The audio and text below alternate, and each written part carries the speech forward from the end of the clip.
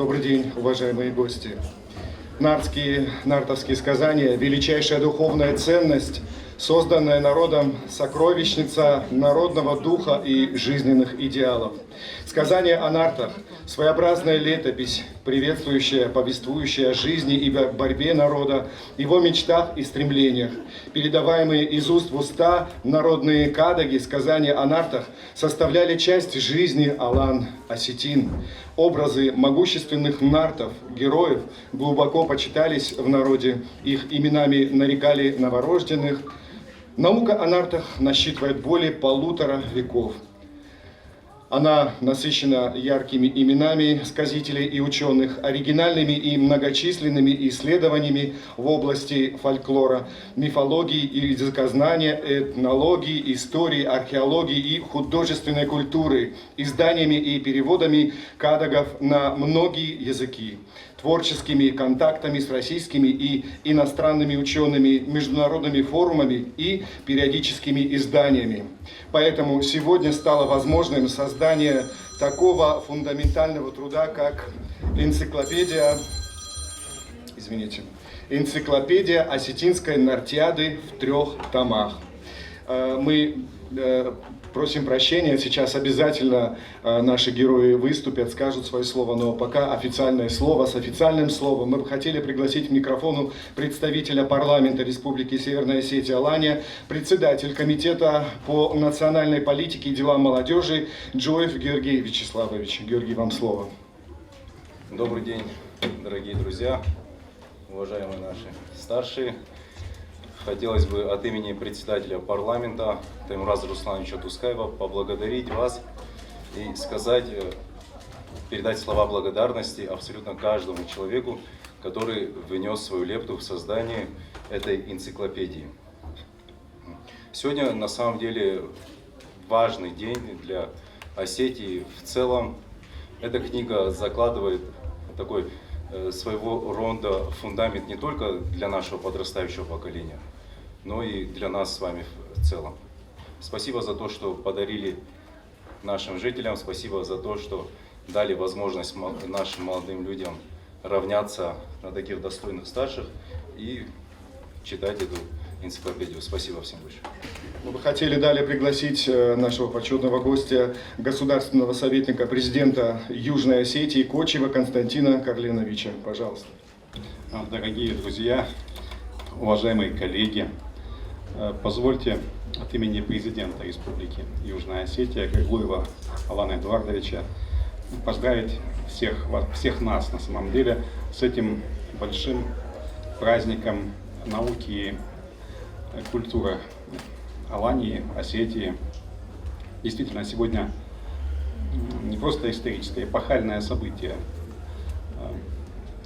на котором мы сейчас все присутствуем, выход в свет 3 томов фундаментального издания энциклопедии осетинской нартиады. Это огромное по значимости событие для нашего народа. Есть мы знаем, что когда началась колоссальная работа по сбору осетинских нартовских сказаний, у ученых, у собирателей было ощущение, что дни нартовского эпоса, они сочтены, что еще немного и исчезнут люди, которые знают о подвигах нартовских богатырей, знают кадаги, таурахта, предания о нартах. И на этом история нартиады закончится. На самом деле не так. Это только был первый этап, за которым пошло уже изучение нартовского эпоса, его исследование. Прошедшие почти что 200 лет, 150 с чем-то лет собирательства и исследования нартовского эпоса «Осетин» дали просто потрясающий результат. Есть особый символизм в том, что на обложке 1-го тома энциклопедии осетинской нартиады изображен Дуадастанун. В 1925 году Джусует Кудзав в Цхинвале, один из наиболее выдающихся сказителей, знавших нартовские тексты, он рассказал историю о том, как Сардон подарил нартам Дуадастанун. И когда нарты взяли в руки эту чудесную арфу и услышали ее звуки, они сказали, что понятно, что у нас наша жизнь не вечна, но тот, кто возьмет в руки эту арфу и кто будет под ее аккомпанемент петь песни о нартовских героях, тот будет тоже нашим. Это вот мысль о том, что тот, кто продолжает традицию, кто ей занимается, кто хранит нартовские сказания, их исследует, тот тоже принадлежит к нартовскому роду и разделяет часть древней нартовской славы. Это великая честь и великое наследие. То, что было сделано коллективом под руководством Людвига Алексеевича, это на самом деле просто научный подвиг. 3 полноценных фундаментальных тома, из которых каждый по отдельности является сокровищем, нам подарил этот коллектив. Я думаю, что только такой гигант, как Людвиг Алексеевич, который сумел своей волей, своей целеустремленностью, своим стремлением увидеть результат, только он, наверное, мог собрать вот такой коллектив и обеспечить его полноценную, успешную работу на протяжении всего этого времени. А что за этим скрывается, думаю, многие хорошо знают. Это многие годы ежедневно, с утра до вечера, и даже, может быть, и больше. Тяжелейшая, но и интереснейшая работа, очень увлекательная, которая делается не только ради научного интереса и ради собственного признания своей славы, но и ради всего нашего народа. И еще раз огромное спасибо всему коллективу. Людвиг Алексеевич, низкий поклон вам и огромное спасибо за эту великую работу. Уверен, что Людвиг Алексеевич еще не раз призовет наших ученых к тому, чтобы продолжить деятельность, потому что далеко не все еще освоено на этой ниве. Есть еще чем заниматься, и будут новые большие проекты. И, наконец, есть еще одна, тоже такая давняя мысль нартовская, о том, что народ, если он сохраняет свой эпос, он продолжает нартовский род. Нартовский род жив, Алания жива, у нашего народа блестящее прошлое, надежное настоящее и, думается, великолепное будущее. Еще раз с праздником, дорогие друзья, коллеги. Желаю всем много таких счастливых дней, какой день вот сегодня пришел в Осетию с этим чудесным изданием. Спасибо. Мы бы хотели пригласить к микрофону доктора физико-математических наук, научного руководителя РАН Кусраева Анатолия Георгиевича. Пожалуйста.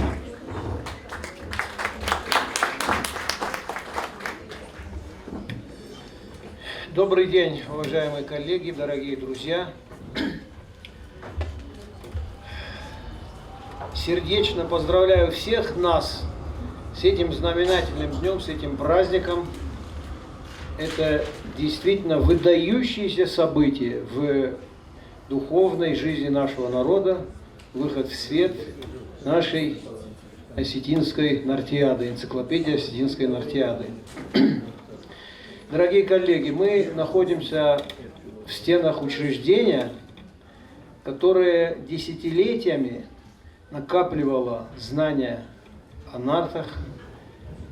И можно сказать так, что если не все самые, то многие из самых знаковых явлений в этой науке, мировой науке нартоведения, происходили в стенах этого учреждения. Поэтому будет неправильно, если мы не поблагодарим всех сотрудников этого учреждения во главе с директором, профессором Кануковой Залиной Владимировной. То, что накоплено в этом здании, вот в этом учреждении, вот, и носителем которого являются вот сегодняшние сотрудники, это знания накапливались десятилетиями, выдающимися представителями нашей интеллигенции. Вот на стенах вы можете посмотреть портреты части из них. Вот благодаря им мы имеем то, что мы называем нартовским эпосом в том виде, в каком он есть. И на этой базе вырос этот монументальный труд «Энциклопедия осетинской нартиады». Так что мы обязаны помнить с благодарностью эти святые для нас имена. Не будем их перечислять. Когда вот подумал о том, что же этот день означает для нас, то решил для себя, что о содержании, о сущности происходящего события скажут люди, которые более сведущие, которые эксперты в этой области. А мне захотелось так немножко посмотреть вокруг, что же вообще происходит в этой, так сказать, в этом направлении. И несколько соображений я хочу высказать вот об этом. Значит, знаменитая энциклопедия британская, «Британика», она вышла в 70-х годах 18-го столетия, и первое его издание насчитывало всего 3 тома, так же, как и наша энциклопедия осетинской нартиады. Но в 1985 году вышло 15-е издание уже в 32 томах. Ну, 65 тысяч статей и так далее, не буду перечислять. Но вот как-то пригрезилось хорошо, если бы наша, так сказать, энциклопедия нартиады пошла такими же темпами.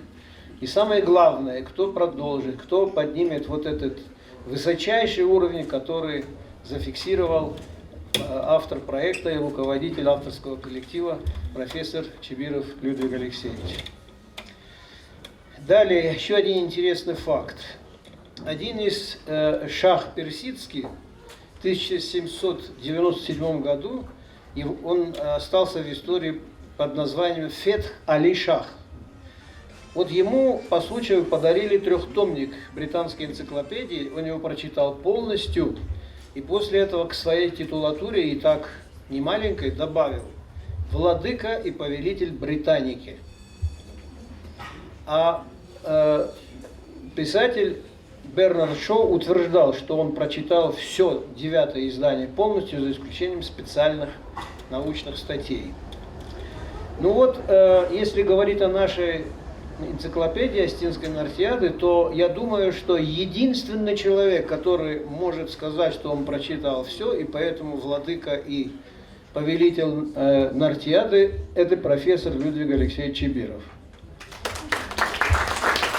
Огромная ему благодарность. Уважаемые коллеги, вот мы должны помнить, что вот так удивительным образом получается, что в самые решающие моменты, в самые судьбоносные времена вот последних, так сказать, десятилетий, Людвиг Алексеевич оказывается в самом решающем месте и принимает определяющие решения. Так было, когда решался вопрос физического выживания на юге Осетии, так и происходит сейчас, когда, без преувеличения, давайте скажем, стоит вопрос духовного выживания, и не только нашего народа, но, думаю, что и народов нашей страны. Ну и в заключение мне хочется сказать еще несколько слов вот о чем. Вот энциклопедия и циклопический слова однокоренные. Ну, циклопический значит огромный, колоссальный. Циклопов прозвали так потому, что на греческом языке циклоп происходит от слова циркус. Это просто круг. А круг из плоских фигур самая совершенная фигура. Она симметрична, во всех отношениях. И вот энциклопедию, стало быть, можно воспринимать как огромный, колоссальный свод знаний, который стремится к совершенству.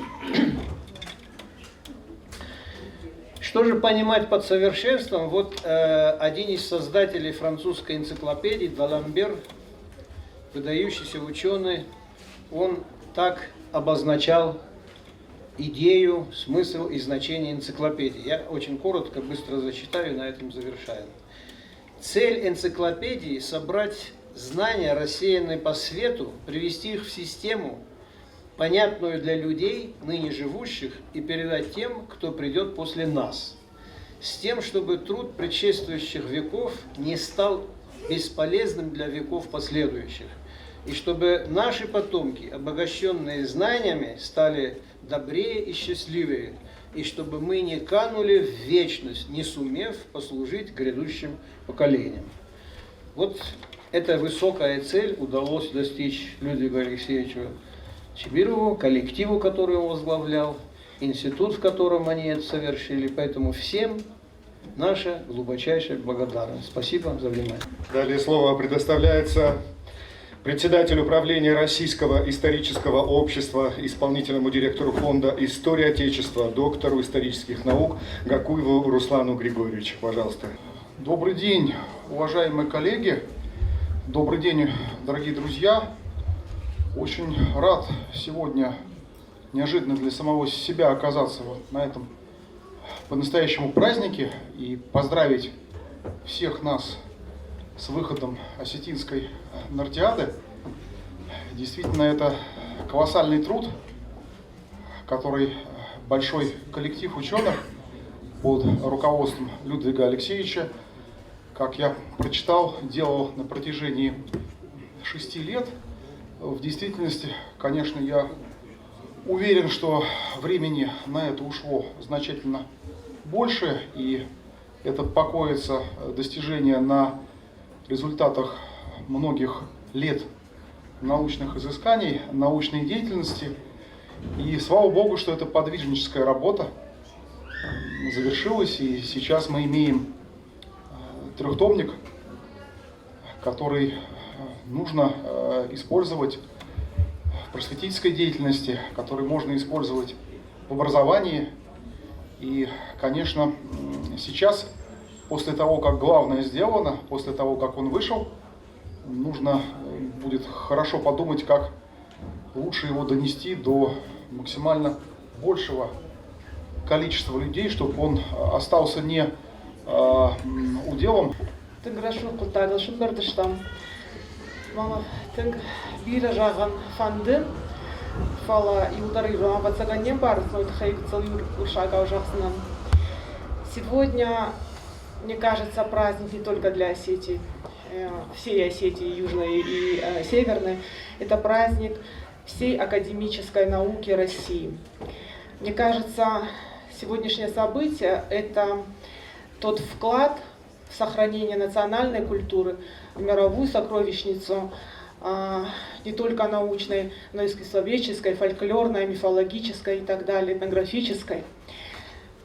Трехтомное издание – это фундаментальное академическое издание, над которым работали много лет большое количество авторов. Мне Людвиг Алексеевич преподнес экземпляр авторский, я очень благодарна. И хотелось бы отметить, что в это издание вошли не только комментарии к мифам, но и та информация, которая мало доступна для обычного читателя. Информация о сказителях, информация об ученых, больших и малых, информация о тех неравнодушных людях, которые по крупицам собирали наше достояние. Мне кажется, сегодня вот такой праздник должен быть широко освещен и в прессе, и на телевидении, где угодно. И мы должны приобщать к этому делу молодых. Так как я в данном случае представляю еще и образовательное сообщество от СОГУ, то хочется отметить, что именно наши молодые продолжатели нашего дела должны видеть наглядно то, что сегодня в лице всего авторского коллектива, всего Института гуманитарных и социальных исследований, всего Владикавказского научного центра сделали такой роскошный, наверное, очень качественный подарок. И еще хочу отдельно отметить, много, наверное, до меня было красивых и правильных слов сказано, мы чуть-чуть опоздали, с Русланом Григорьевичем у нас сегодня были экзамены выпускные. Но мне, наверное, стоит еще отметить вклад тех неравнодушных граждан с большой буквы, патриотов своей малой родины, большой родины России, те, которые способствовали изданию этого дорогого фолианта. Здесь присутствует, я так вижу, и Зелим Ватаев, еще кто-то, я вот не могу всех перечислить, те, которые внесли свою лепту. Сегодняшняя ситуация – это очень важно. Большое вам спасибо и за это тоже, за ваше неравнодушие, за вашу поддержку и, самое главное, за сохранение нашей исторической памяти. Как мы знаем, руководителем проекта стал доктор исторических наук, профессор, заслуженный деятель науки Российской Федерации Людвиг Алексеевич Чевиров. Вам слово.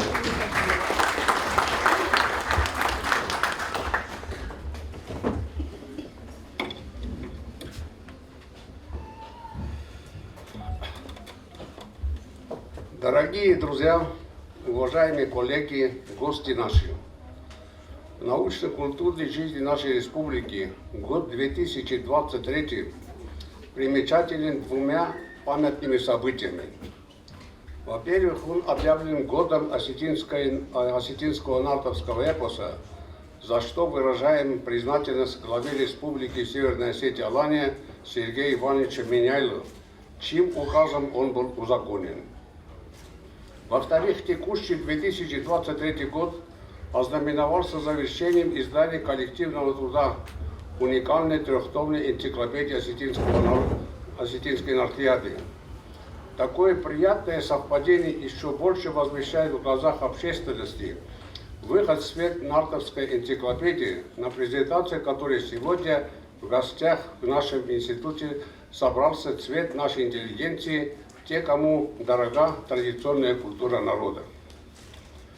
При этом в этой аудитории не нужно никого убеждать, что осетинский эпос нарты является бесценным сокровищем устного народного творчества, достоянием духовной культуры осетин.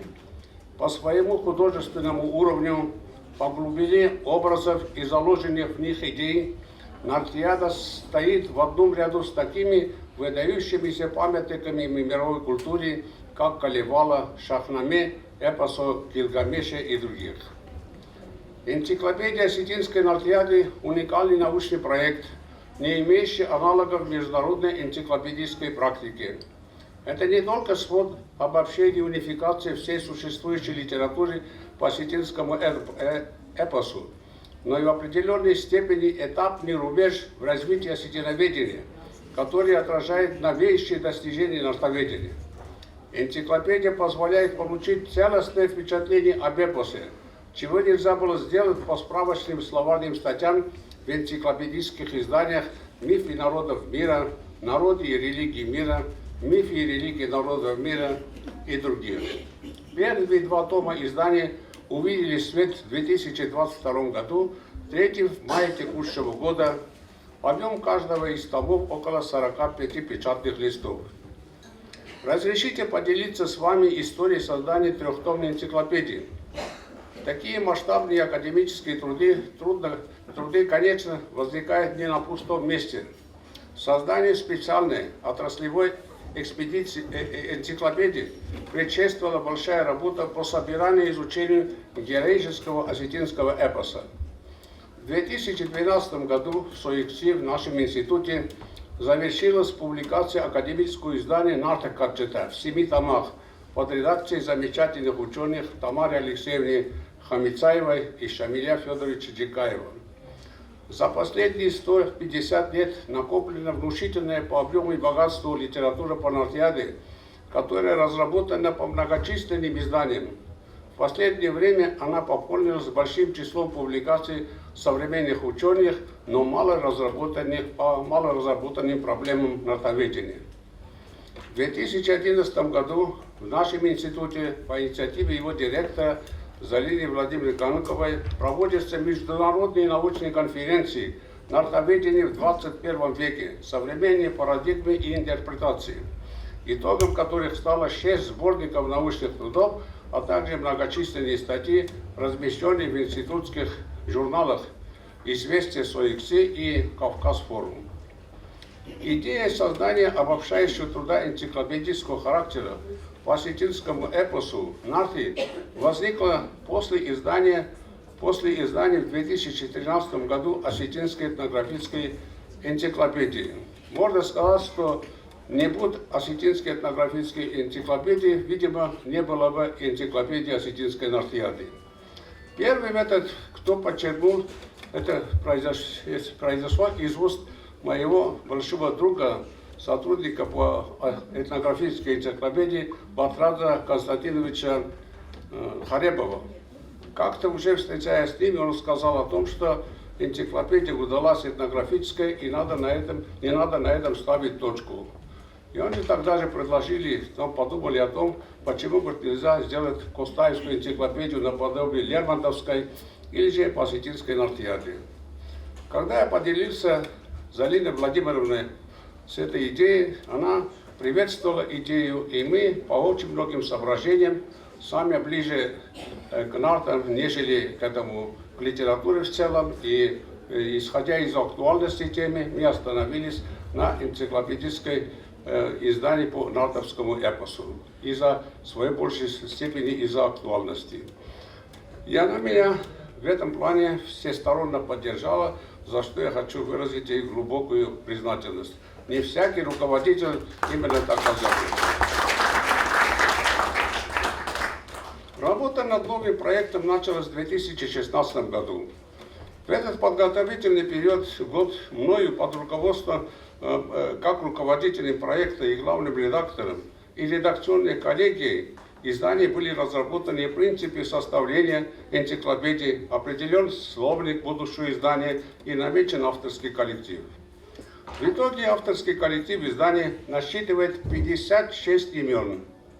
В него вошли научные сотрудники СОИКСИ, специалисты из других научных центров Владикавказа, Цхинвала, Москвы, Ростова-на-Дону, Минеральных вод, Украины, Испании, Армении, среди которых не только фольклористы, но и языковеды, литературоведы, философы, археологи, этнографы, гражданские историки, экономисты и даже медики.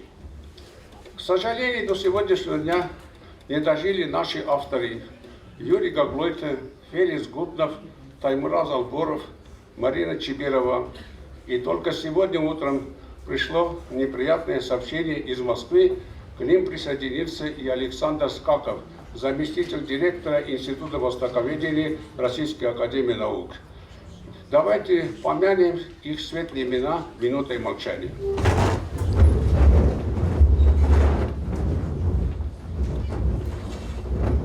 Спасибо, садитесь. Заместителями главного редактора энциклопедии представлены в лице нартоведа, кандидата филологических наук Залины Константиновны Кусаевой, литературоведа, доктора филологических наук Ерлана Сергеевича Кугаева, ирониста, доктора исторических наук Константина Юрьевича Рахну. Членами редколлегии являются кандидат исторических наук, доцент Лариса Казбековна Гостьева, кандидат филологических наук Мадина Владимировна Дарчиева, кандидат филологических наук профессор Юрий Альбертович Дитойта, доктор исторических наук профессор Зарина Владимировна Канукова, научный сотрудник Зарина Казбековна Плаева, кандидат исторических наук доцент Алина Хазметовна Хадыкова, кандидат экономических наук Батрат Харебов Константинович, доктор философских наук профессор Здаур Умарович Цураев, ответственный редактор энциклопедии, кандидат исторических наук Ирина Олещевна Бедоева.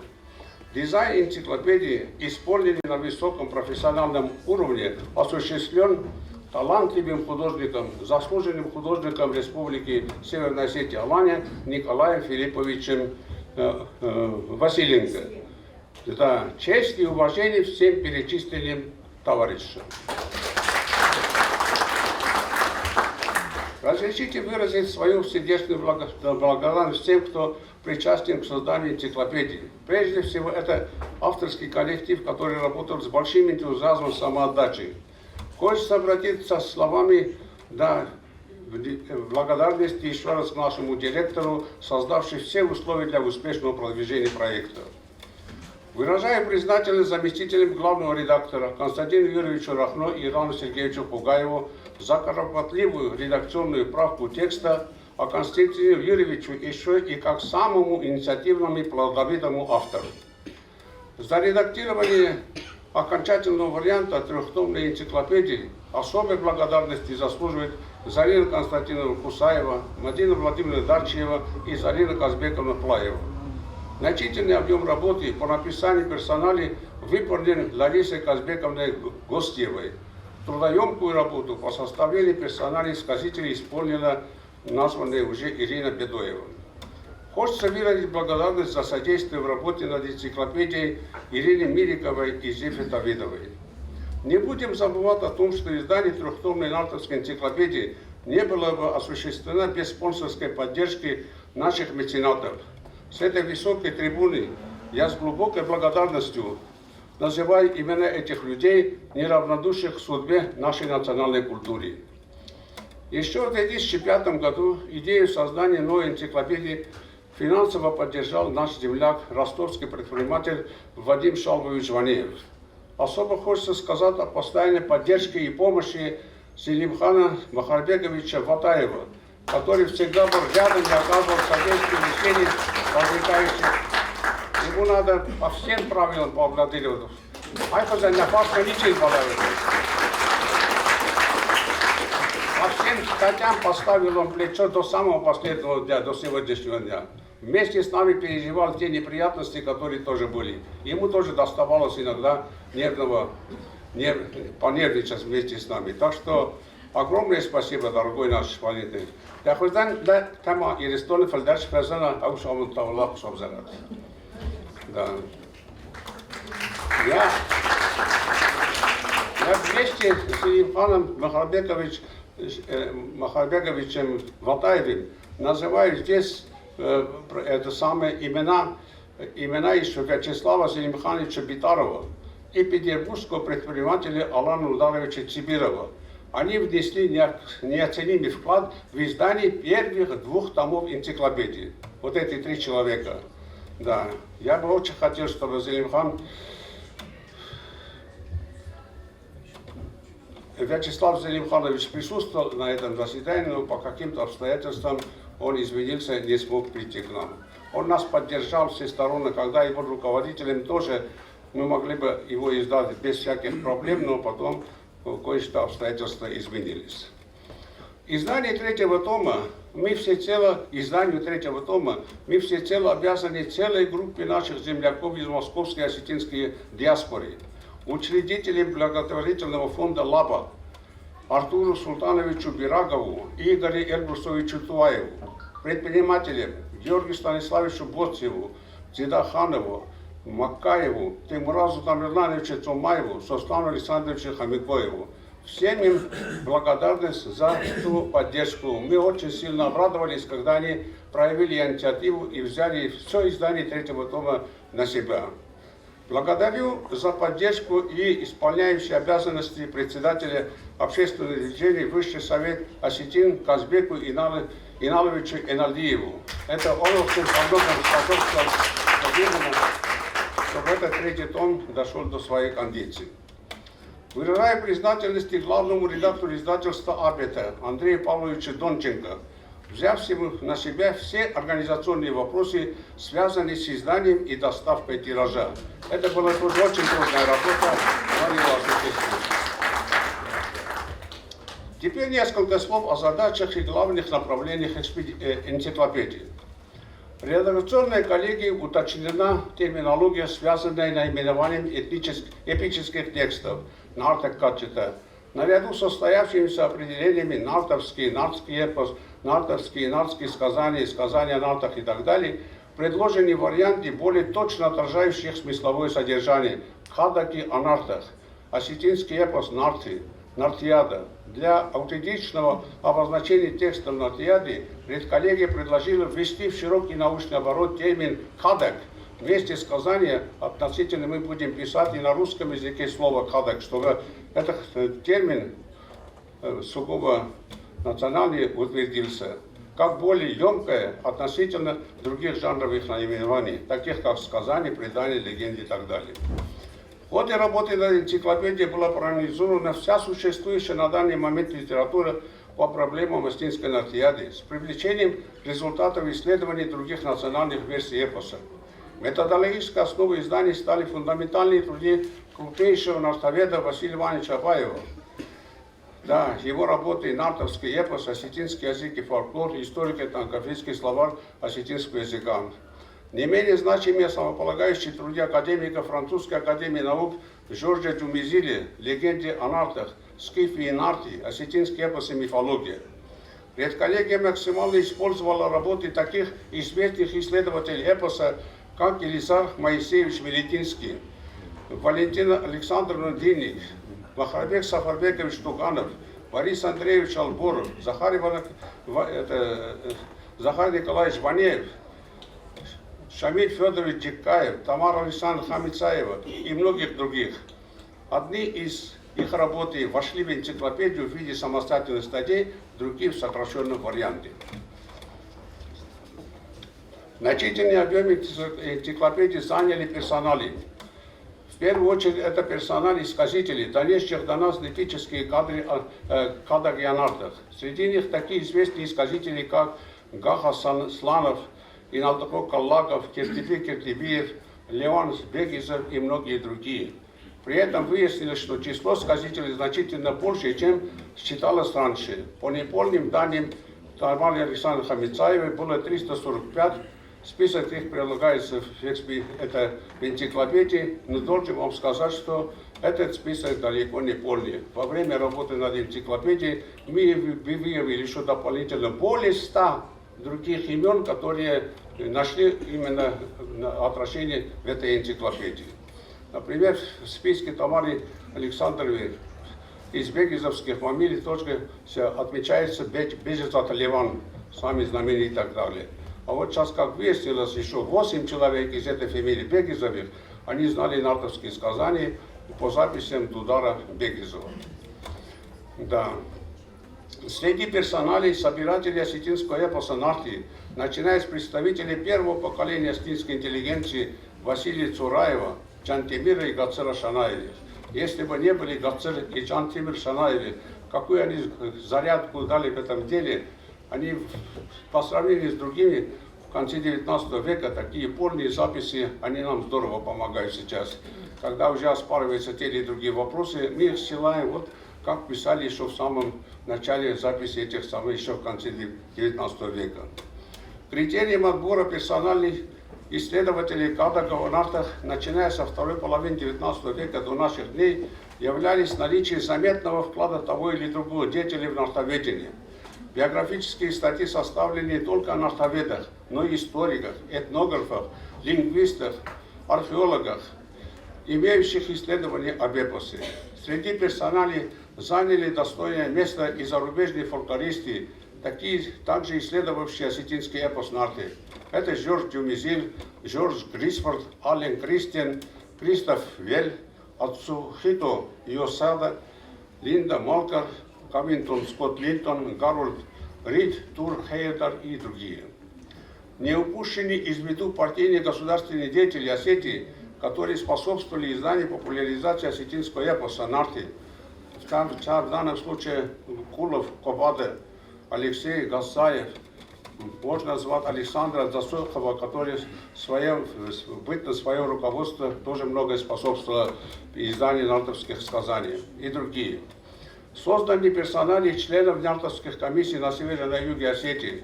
И на севере и на юге существовали специальные комитеты, которые занимались сбором и распространением нартовских сказаний. Они тоже все персоналы до последнего нашли отражение в нашей энциклопедии. Они провели колоссальную работу по подготовке текстов к изданию. Составлены также библиографические статьи о художниках, музыкантах, композиторах, произведениях которых нашло отражение Нартиады. Энциклопедия Осетинской Нартиады воссоздает и фиксирует мир культурных феноменов, которые запечатлены в эпосе. Ее содержание выходит за рамки собственной фольклористики.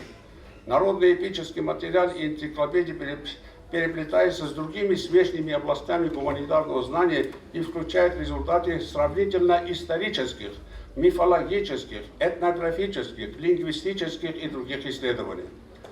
Так, рассмотрение Нартиады как историко-этнографического источника позволяет обнаружить в ней реальные представления практически обо всем ритуальном комплексе, актуальность которого в значительной мере сохраняется в современной традиционной культуре осетин. Это может послужить залогом того, что молодое поколение осетин проявит интерес в сфере традиционной духовной культуры, национальным обычаям и обрядам. В энциклопедии разрабатываются такие важнейшие направления нартоведения, как историография нартоведения, сюжеты и циклы, мифологические и исторические эпосы и обряд, широкие ареальные связи, имеющие место от берегов Китая до Атлантического побережья, сравнительно-сопоставительный анализ Нартиады с другими версиями эпоса, абхазскими, адыгскими, карачаево-балкарскими, картфельскими, вейнахскими, дагестанскими и произведениями мировой эпической традиции. Новые материалы энциклопедии позволяют отодвинуть истоки формирования осетинского Нартиады со времен первого появления скифов на Северном Кавказе. В итоге установлено, как все считается, как будто начало нартовской истоки надо считать с появлением скифов на Северном Кавказе, 8-7 века до нашей эры. В частности, в моих исследованиях и других доказано о том, что есть такие материалы, которые позволяют отодвинуть истоки нартоведения еще на полтысячелетия и возвести их ко второй половине второго тысячелетия до нашей эры. Да, об этом свидетельствуют ассирийские параллели к нартовскому эпосу, сравнительное изучение образов героя осетинской Нартиады Сослана, греческого, то есть скифского Гераклия и древнеиндийского арийского божества Рама, нартовские близнецы Ахсара и Ахсартака и древнеримских Рома и Рамула.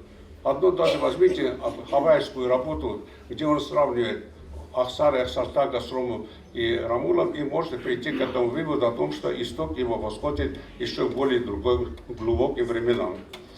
Многочисленные материалы, касающиеся генезиса эпоса, делают незыблемыми основополагающие мысли корифеев нартоведения о зарождении и формировании первоначального ядра нартовского эпоса в скифо-аланской этнической среде с последующим распространением на соседние народы, которые со временем выработали свои национальные версии Нартиады. Думаю, авторы околонаучных сочинений, стремящиеся пересмотреть принятые в академической науке постулаты, получили в энциклопедии научно обоснованное опровержение их многочисленных псевдоконцепций.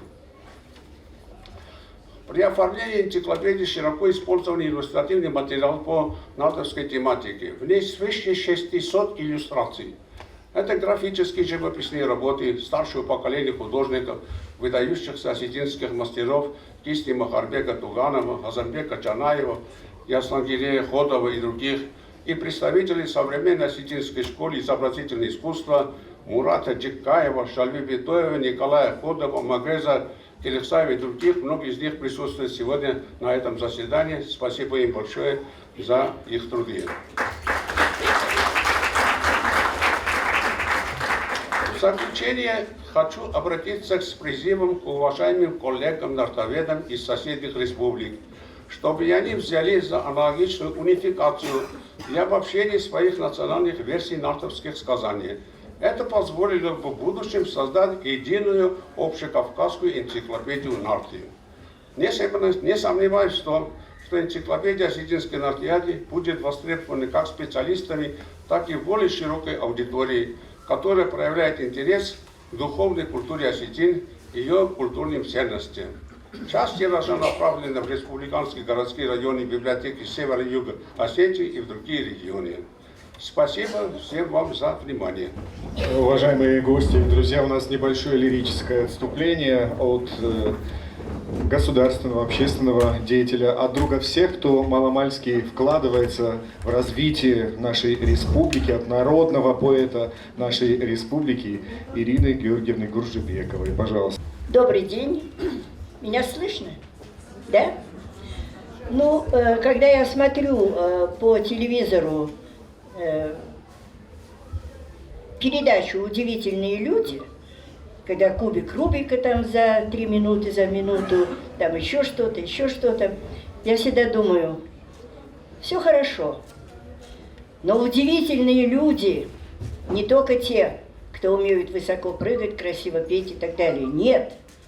Перед нами совершенно удивительный человек, у которого нет возраста, и дай Бог, чтобы долго его не было, этого возраста, и дай Бог, чтобы до 150 даю.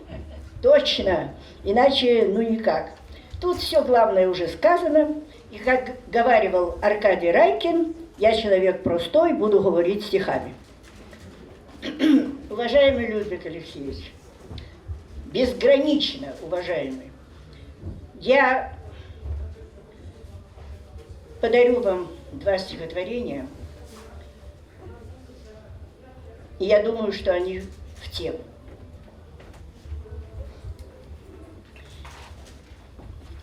Ну, кто сказал, что это эпос? Что это древность? Кто сказал? Глядят с семейного портрета шатаны мудрые глаза. Мы в этом времени бездомном как будто повторились в вас. Лукавят хитрые шердоны, слагает песню Ацамас. Но если нартом вдохновенным не можем каждого назвать, в нас все равно хоготь священный. Извините, это от имени Нарта все-таки. В вас все равно наш огонь священный, и наша плоть, и наша стать.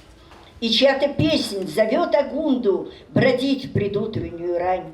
Здесь между былью и легендой почти неразличима грань. Необъяснимо повторение ни лиц, ни судеб, ни имен, а духа жадного горения, свободой жаркое упоение у тех, кто здесь, в горах, рожден. Пусть ходят в джинсах ахшартаги, ахшары кедами шуршат, но под подошвами все та же земля, что 1000 лет назад, и также хлеб дарит нам в осень, даров не требуя взамен, и также гордо шрамы носит, и также стонет от измен. Одна земля, одна дорога, одна весенняя страда, одни враги, одна тревога, мы с ними сладим, и тогда сойдемся с вами за столом, и чаши с турьями рогами поднимем, содвинем, чтобы жил наш дом, чтобы очага не гасло пламя, и без подковы над дверьми мы будем счастливы немногим, чтоб позавидовали боги и захотели стать людьми.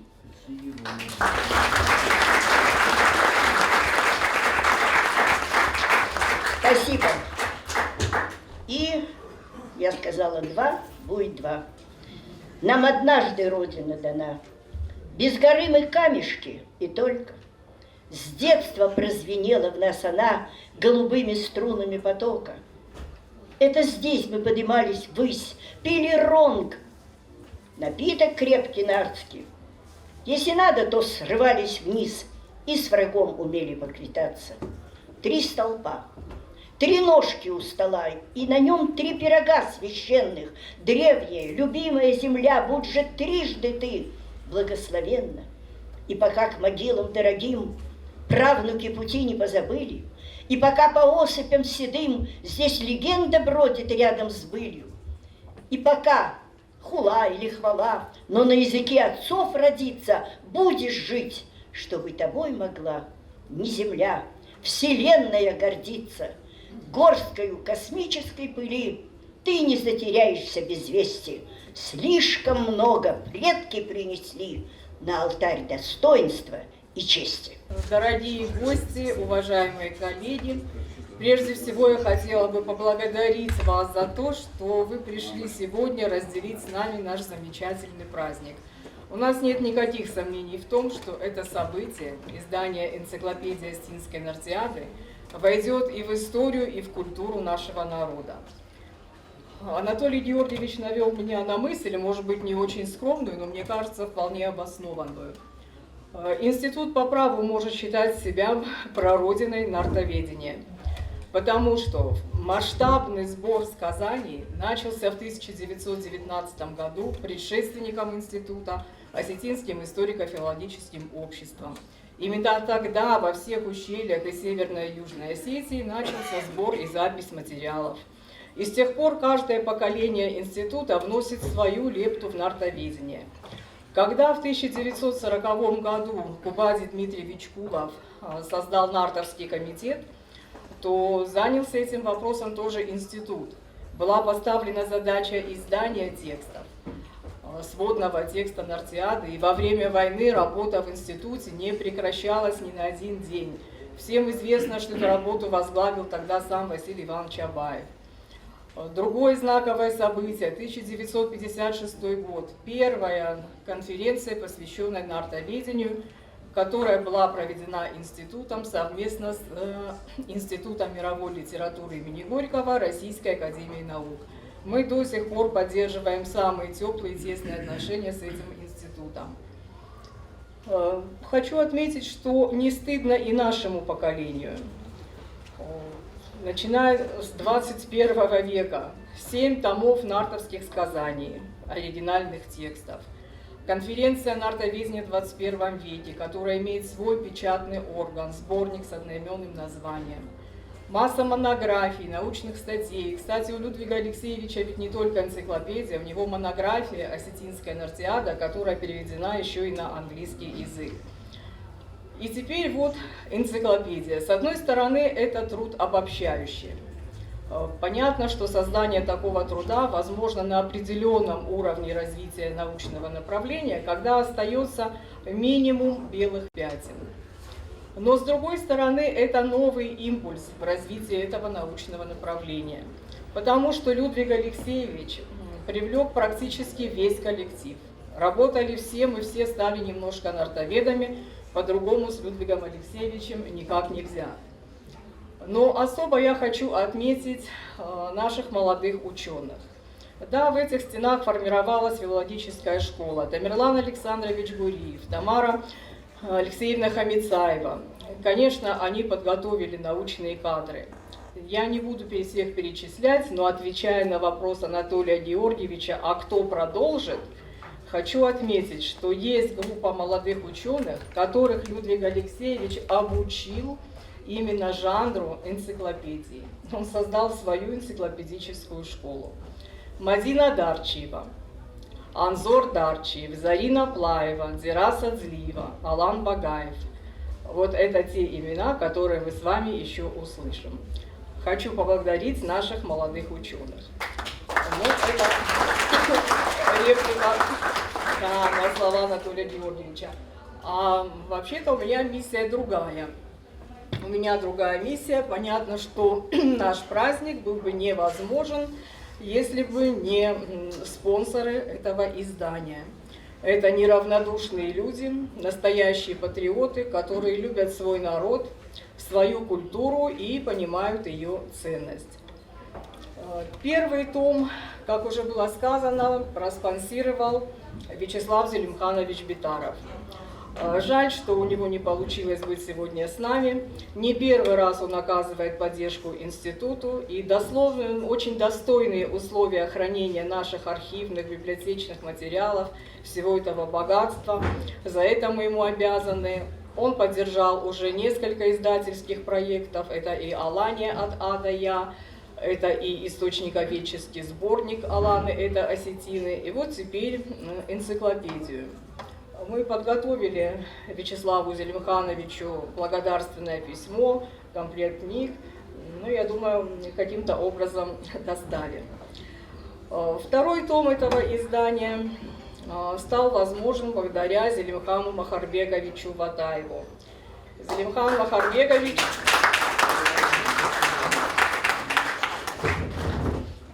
в этом году вы просто сделали нас своими вечными должниками. Спасибо вам большое.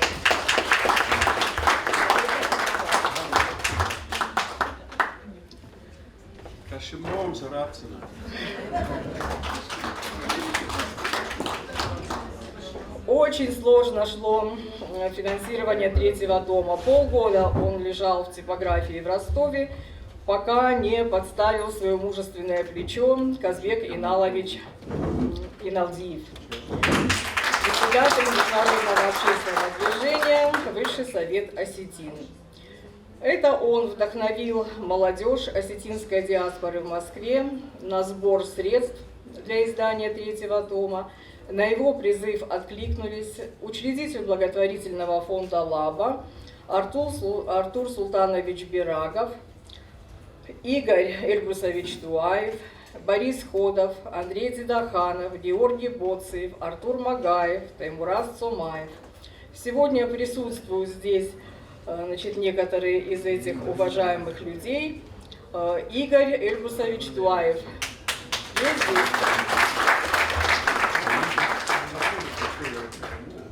Был, не дождался. Сослан Александрович Хомякоев. Тогда мы поступим другим образом. Казбек Иналович, это ваши люди, мы вам передадим для них благодарственные письма. Это вам лично. И попросим вас поднести их экземпляры. Вадим Шалвович Ванеев, Алан Ударович Цибиров. Вот это наши спонсоры. Всем большое спасибо. Хочу пожелать этим людям, чтобы все, что они вкладывают на благо республики, многократно в преувеличенном виде вернулось к ним же. Спасибо вам большое. Всем мира, всем добра. И еще хочу поблагодарить за организацию этого мероприятия Казбека Эдуардовича Лавиева, который всегда нас поддерживает и украшает наши мероприятия. Хорошо потом. И директора детской художественной школы имени Тавасиева Азу Владимировну за замечательную выставку, которую мы все сегодня наблюдали. Спасибо всем большое. Мы с большим удовольствием хотели пригласить в этот зал замечательный коллектив, который исполнит из записей Аслангирия Бориса Галати, из репертуара Хаджумара Сабанова «Кадак о Нарте Асамазе». Это наша государственная филармония, солисты ансамбля Уасамонга. Табуавщик.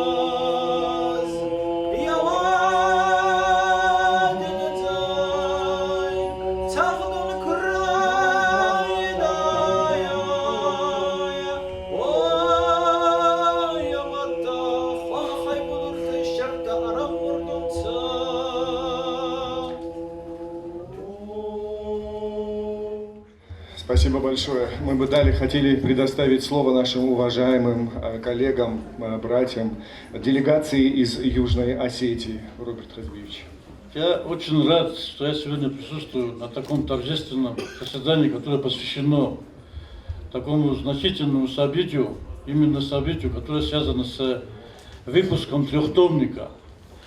Знаете, вот я прослушал всех выступающих, и мне сейчас как-то что-то трудно добавить к тому сказанному, особенно после стихов уважаемой нашей поэтессы.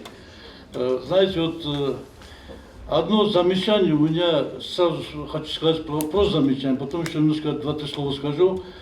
Вот тот тираж, который мы сейчас вот просмотрели книги, там 1000 экземпляров. Я не знаю, как это выразить, но я считаю, что вот этот трехтомник должен быть настольной книгой любого осетина. И не только осетина.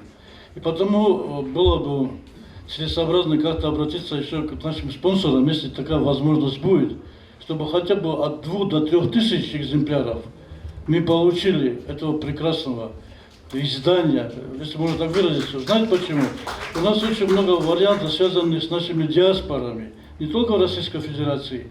Мне уже звонили из Новой Зеландии, из Канады. И понимаете, вот это надо учесть. Почему? Потому что это впервые в истории родной Осетии вот такое издание. Я не потому говорю, что это говорю именно вот на торжественном заседании.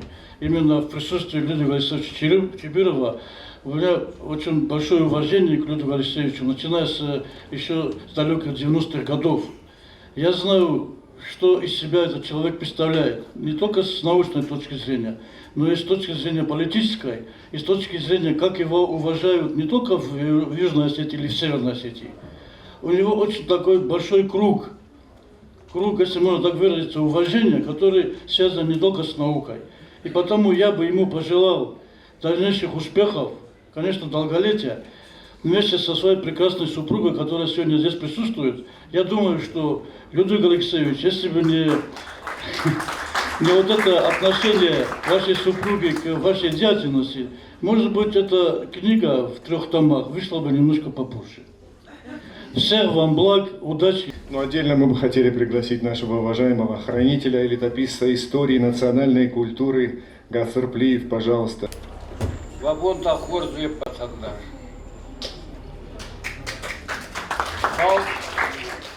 Сауны бар самураттат. Махай хузам баракбатта. Филдар сарозам. Филдар сылсымбалам. Филдар сакойсы канам.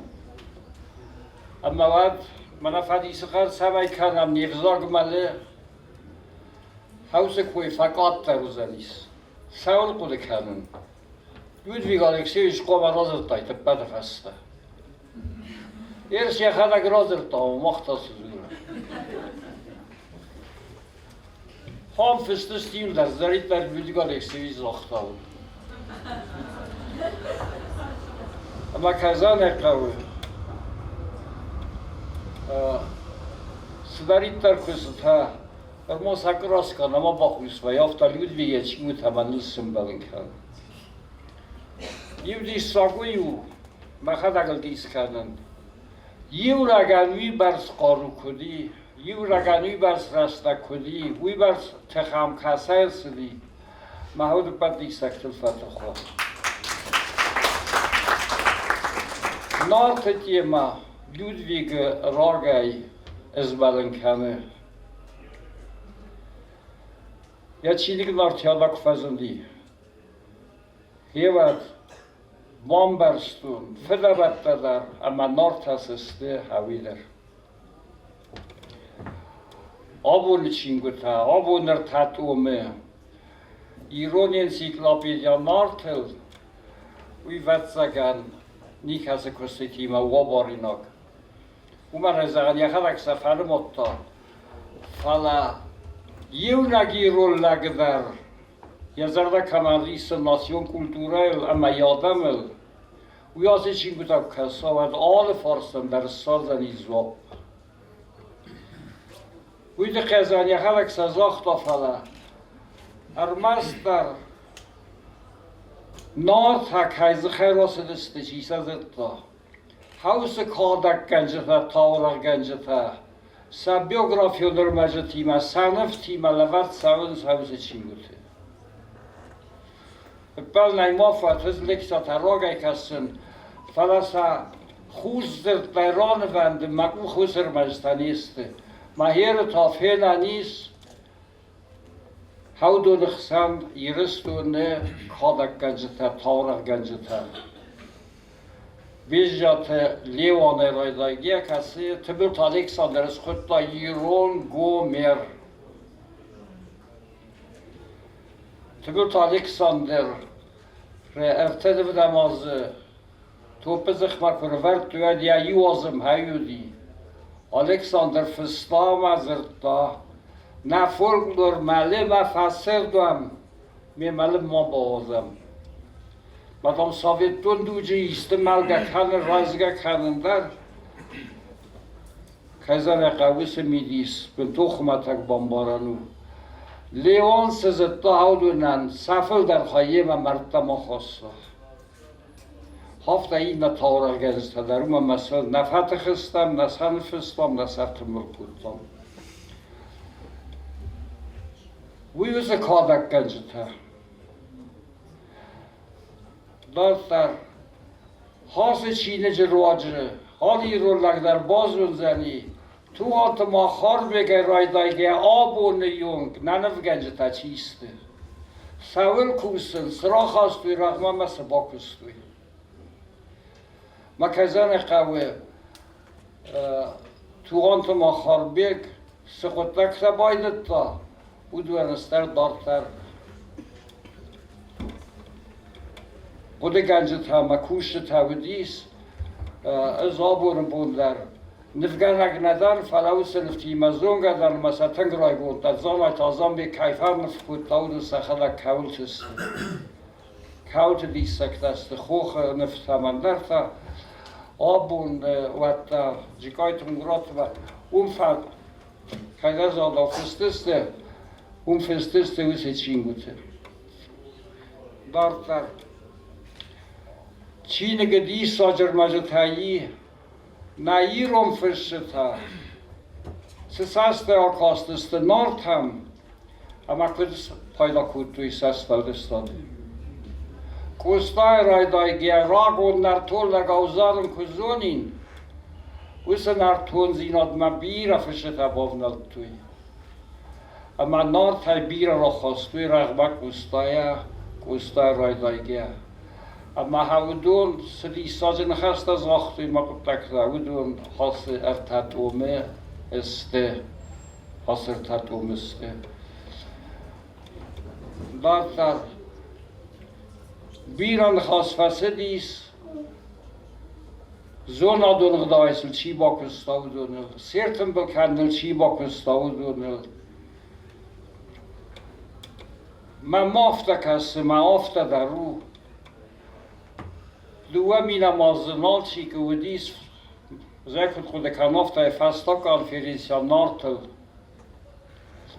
من داگستان زاخت و یافتم ماخ سردستم را وقتم نارتل خوزردی ما شامیل دوجو سافتم راست دستندرانم یوگا چنگوتیت من اسدی آبون بوندر از مخی خود زورن نارت های نار خیفتن در ما بیرایی وزینک من یا زخمی مرازم ورس نستولمه نگاه که خونس اول بونون چینگو توزست حاسه ارتدومه یا خیرون چی خونه وی نمن قونس مهادون چی کسا وی تنگ بامبازن چیستم اما سادم استم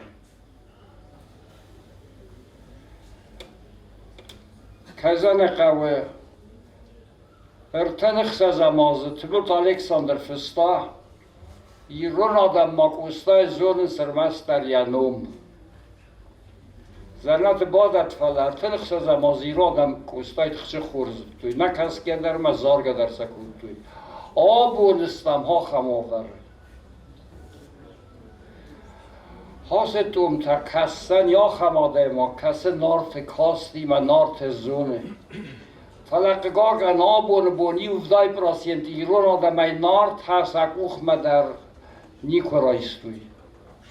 Man jag ras sakta maraz man khas kanak. Iu min exemplar su beslan foglar nu. Kuya kassam miam natakh kuratam. و تا خم مین تنه با خفزنی و سزای فلنر میکسن تا نمان قوه سما ایرونای بازایا و من دی ساجر مجد حاصل ارتاتوم میدک حاصل ارتاتوم میدک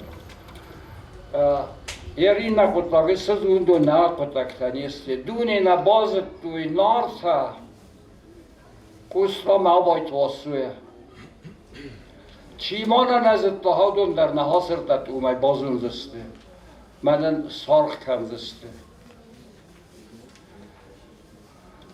دونه نبازد توی واسوی هیستوری ریتیمالوگون زردواتایی کاینن ای سرماگون نفزاگ راگون نفزاگ قزنگ نفزاگ ما آل ناسی هم زرد تکوایی تو دوسی هیستوری و ریتیمالوگون سلاوار ارتناسی میتمنای مسایی نتساولا روزند. یعنی افارس مناس چینه گذار لودسته. مکزن قوه سکالکتیو باکستوی و درسته لگزینال رابطستوی. قطعاً و یه سر محاسش در قطعاً یه سر و دیلیود وی گالکسی فرد. اما ویز کسل قطعاً لاو من ایران خاصه رازن دسته سالا دیماغ رایستا خواهد سالا دیماغ با خسکود تا سالا دیماغ لودی سفارس ما ها سرید کالیگی سخدا کاوت کست با کود توی سمیابو مخروز بگا خواستای کوی هاخم دی ساجر ارمجتا امیاو گومن زاغن همسال من در رایدت لامد من در دم نخست اولی نیو زاگت خیلی خود تاگت خیلی ایو چیز و نامی رستی ناد خوزگو کات جان من رج فستا نفنکتاست برکس نالیس سیر ورن خود تاج در سکفت در سفور مای در سراس مخصینات در منم از کو مبیر نال با خودی کل زار دستن على پوت هواد نزار ده قطاق مگرو فیروخ کتامی ایستوریو زار جتا آبون بوندر توغسن آتالیای کربای مصرد مسر خونتار سستن کمی چی ماسا زار رو دون پلید گریش زار جتا کمسته زارجتا در فیس افتسته کم در سل خون آسپاد دیز ملکتنم در آده مکتنم تا در روخ کرم باید مکزن قودون نقوده قود سمای نیو زاگ نیغ لوتا سبنات مرسوی آبور بون حوید خیرتن بلستم سمای نیو زاگ سرا آل که من در اخصیص گون چی ملوسه افزاکت نام خرد مکای با خالد تا نیو زاگوی او فلاو ما یخوز از آبایت واسوی مخلق فاستوزه واسی لیوانوی سقاوز همای نیو زاگ زونم ما با خود نیم آفتر کاسر پندر نیسه زور نلقاون در نیسه ملک زورم خزار در رنج در خطاج در وقت سازنی نیو زاگ کرنود نزورم مکد خوصه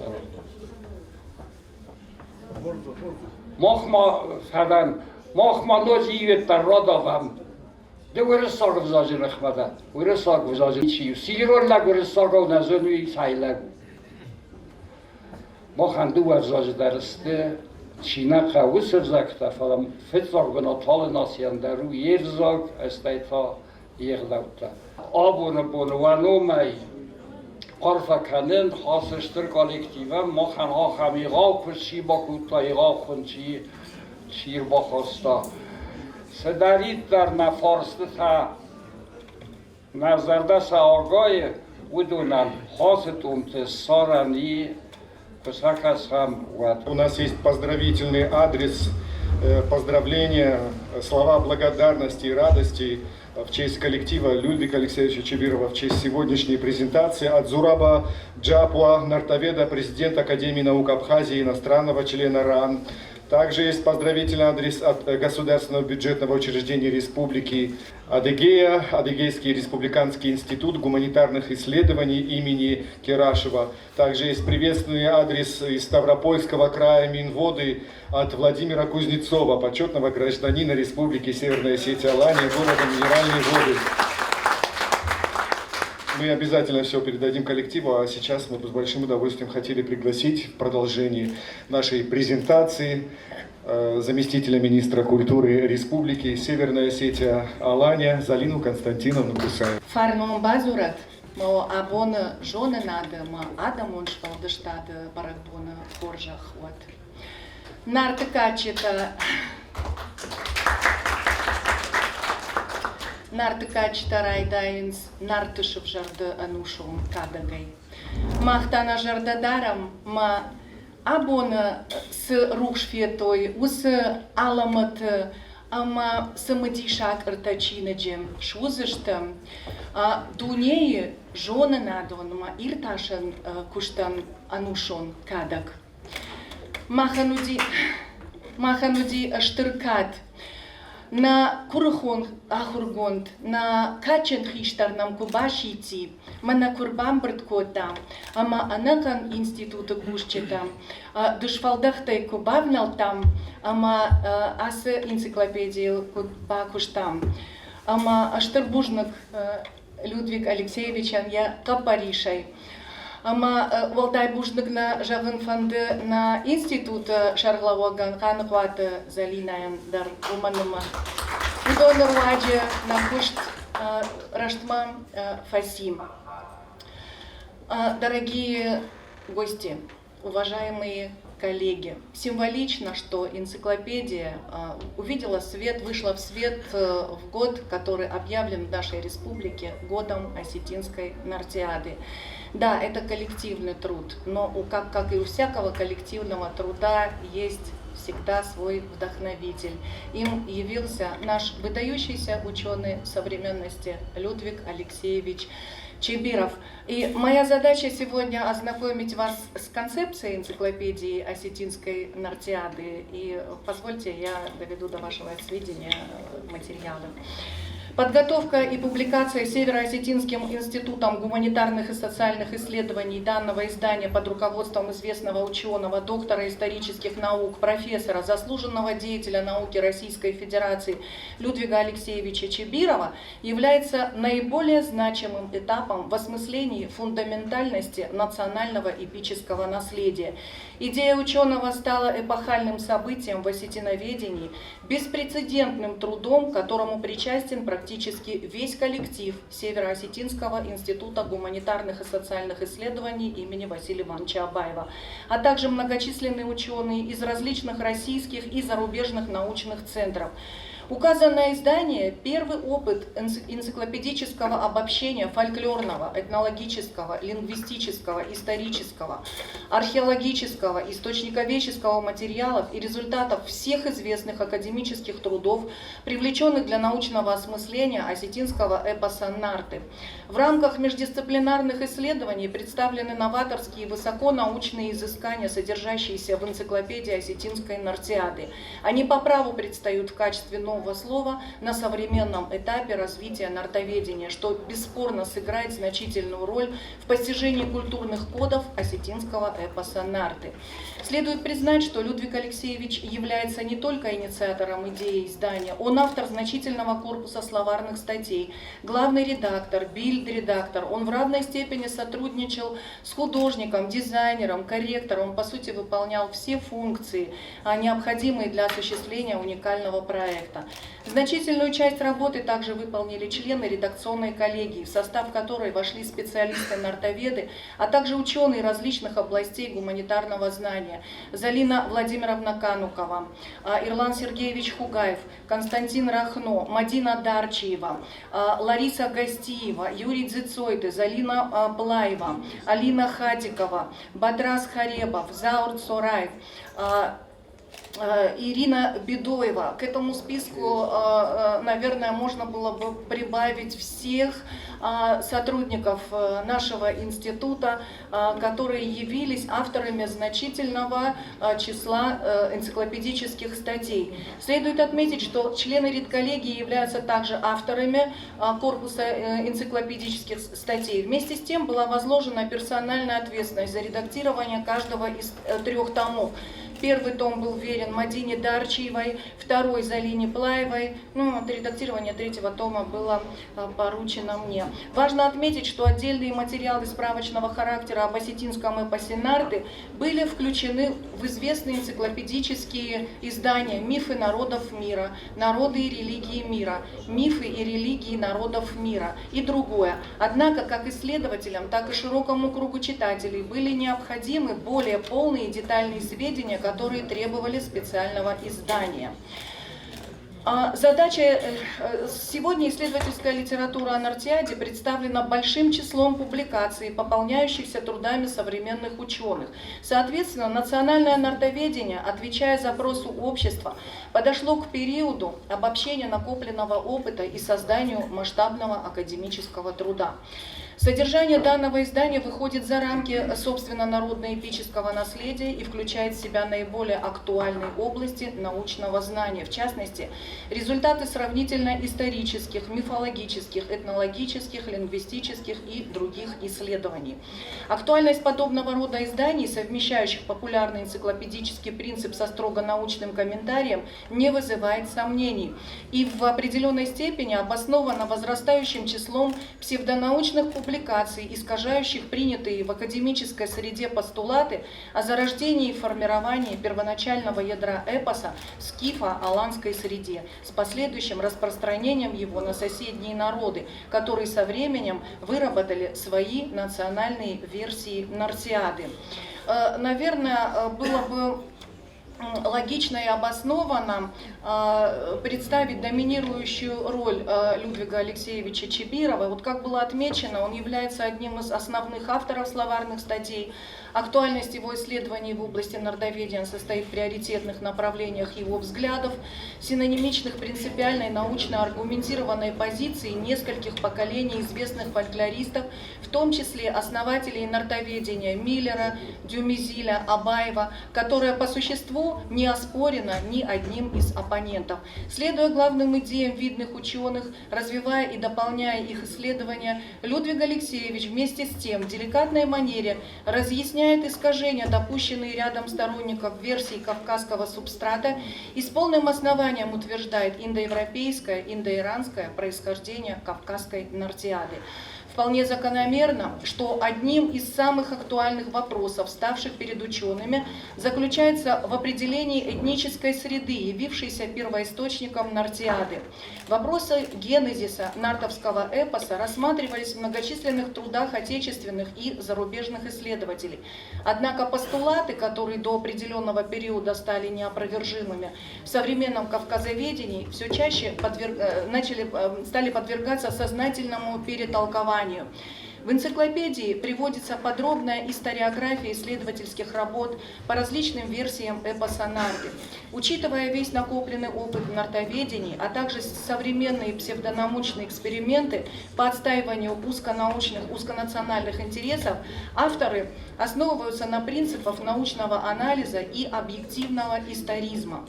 Весьма значительно, что, следуя исследовательскому принципу Миллера, использовавшего ретроспективный метод и метод критического анализа, Людвиг Алексеевич Чибиров продолжил и значительно расширил сопоставительные параметры параллели архетипических мотивов и символов осетинской нартиады и скифской культуры с европейскими, иранскими и индоиранскими древностями. Вместе с тем, ученый пишет о мифологических истоках осетинской нартиады, являющихся его древней основой и уходящих вглубь истории скифо-сарматского мира.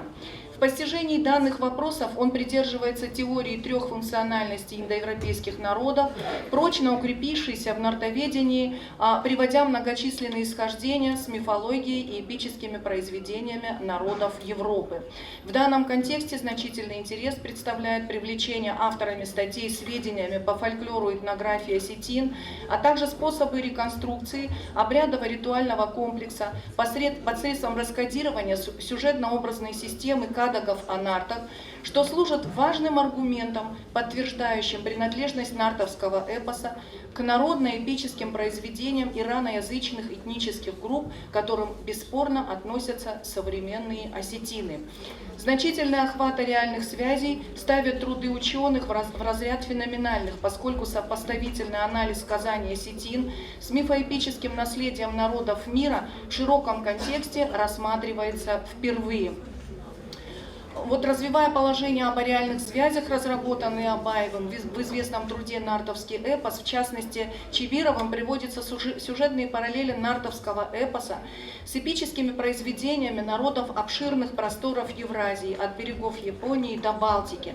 В результате выявлены многочисленные исхождения, к примеру, параллели между текстами, сюжетообразующим компонентом которых являются мотивы о гибели короля Артура и Нарта Батраза, роли волшебного меча в их судьбах и многое другое.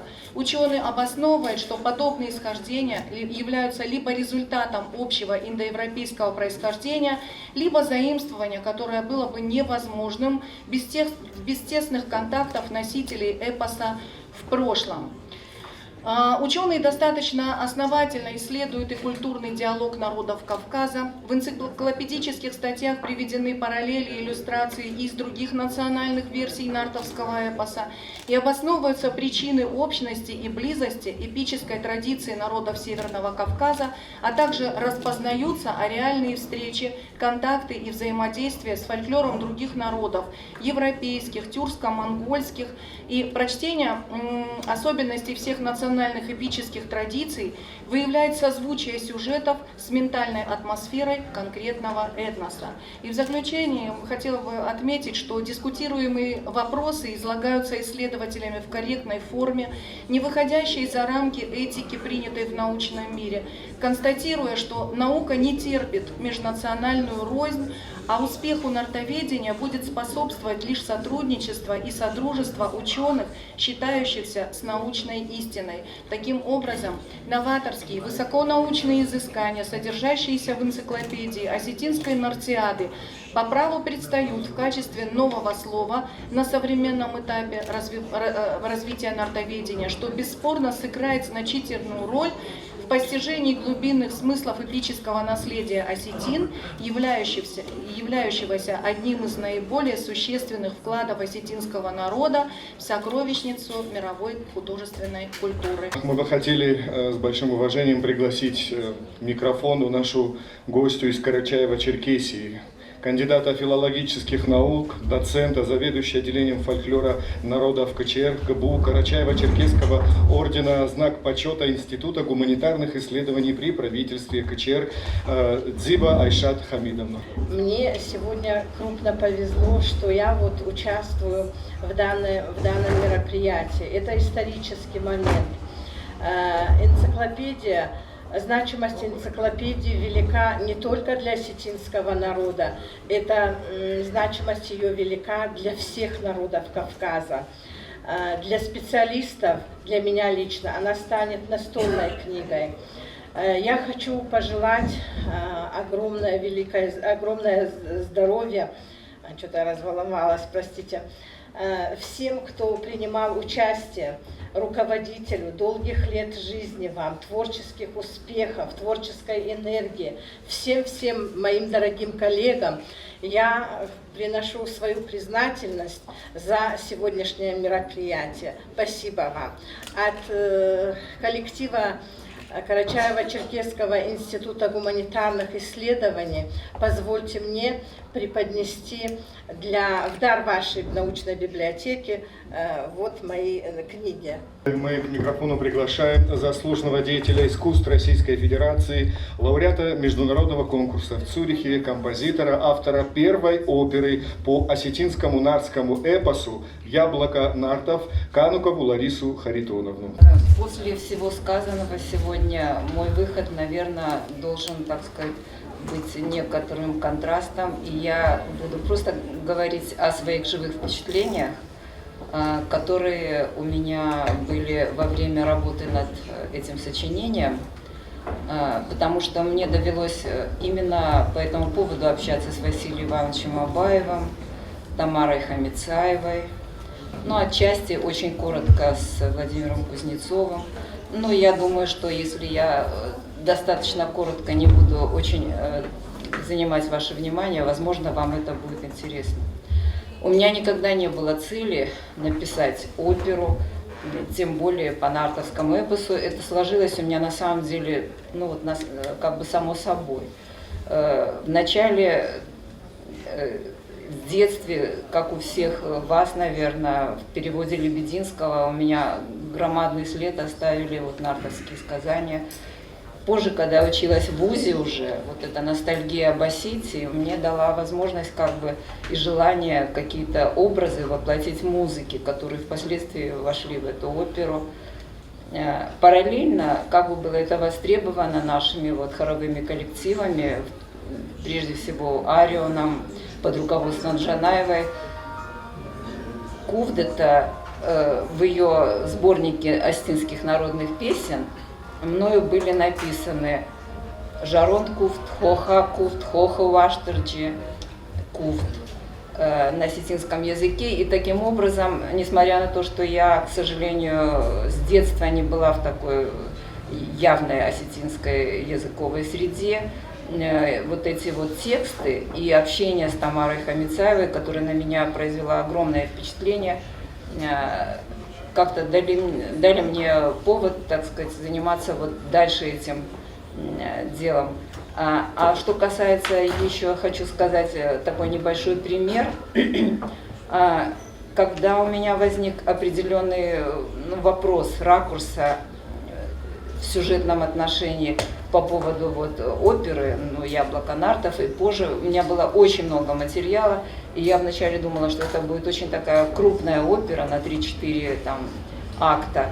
Потом поняла, что это совершенно невозможно, что это будет такое более локальное сочинение.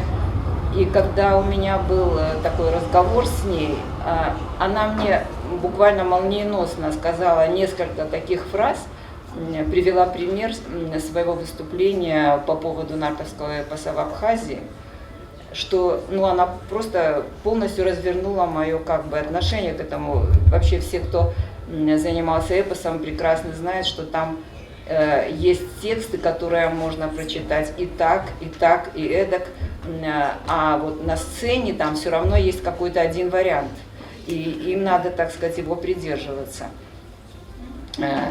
Что касается вот общения с Василием Ивановичем Абаевым, я думаю, что просто так как эти люди имеют огромное значение для этого заведения научного, я поэтому это и упоминаю, возможно, вам будет любопытно.